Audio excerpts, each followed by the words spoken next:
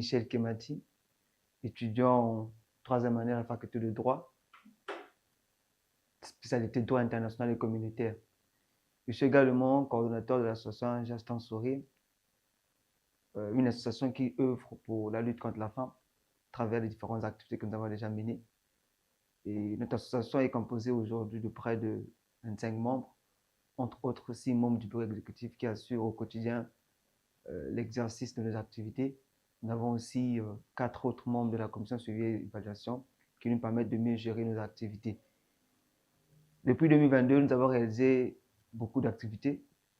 Nous avons réalisé une activité à l'orphelinat Sainte-Thérèse où nous avons pu atteindre plus de 40 jeunes âgés de 5 à 15 ans. Nous avons remis donc le kit alimentaire au mois de septembre. Nous avons redonné du sourire au travers de cet acte-là. Grand était notre joie au cours de cette activité parce que déjà le personnel administratif nous avait reçus à bras ouverts. Ils nous ont mis dans les conditions qui nous ont permis à ce que nous puissions redonner le sourire à chaque enfant. Chaque enfant a reçu le kit.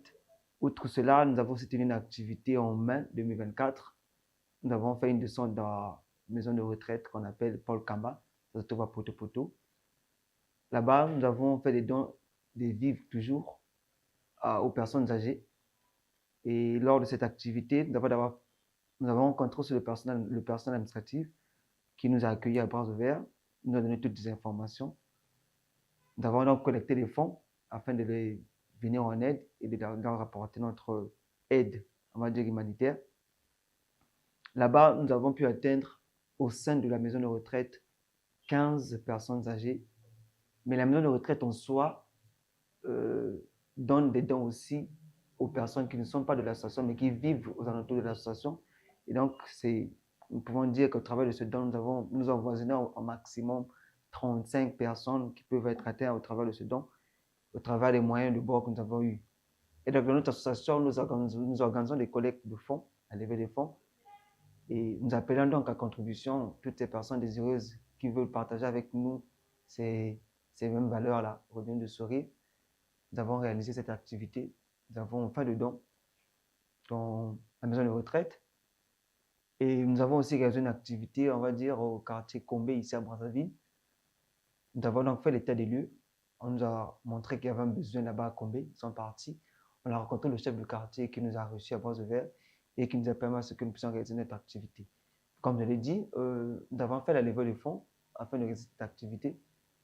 Nous avons rencontré les chefs du village, le chef du quartier, avec qui nous avons discuté longuement et qui nous a permis à ce qu'on puisse descendre sur le terrain et réaliser cette activité.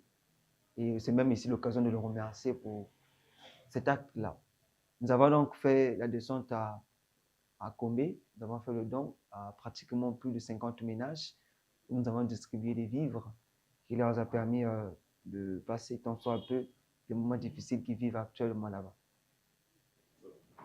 Dans une ambiance bon enfant, nous avons rencontré plusieurs personnes au cours de cette activité de Combé, notamment M.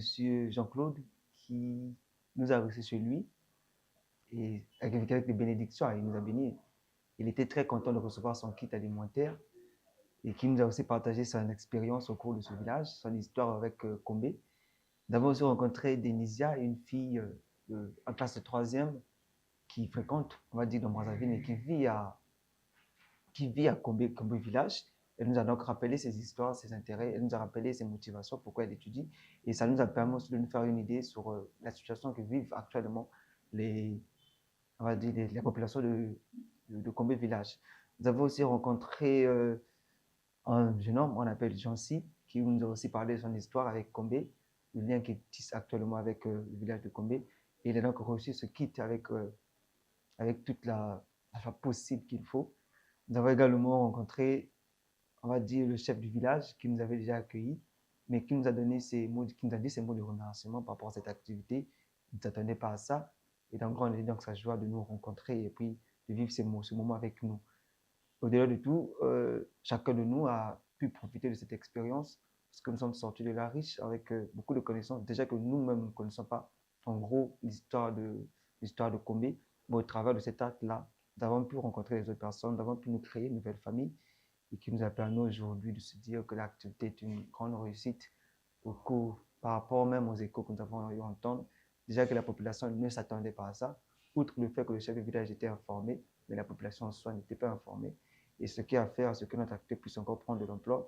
Et nous pensons repartir là-bas encore d'ici peu de temps, histoire de faire encore un don et de revenir encore près d'eux. Mais comme je vous ai dit, nous avons rencontré plusieurs familles qui nous ont raconté leur réalité, qui nous ont raconté comment est-ce qu'ils vivent là-bas, comment est-ce que la situation est difficile à combler. Déjà qu'il faut le dire, Combé est très loin de Brazzaville. Et voilà un peu tout ce que je peux vous dire sur cette activité de Combé.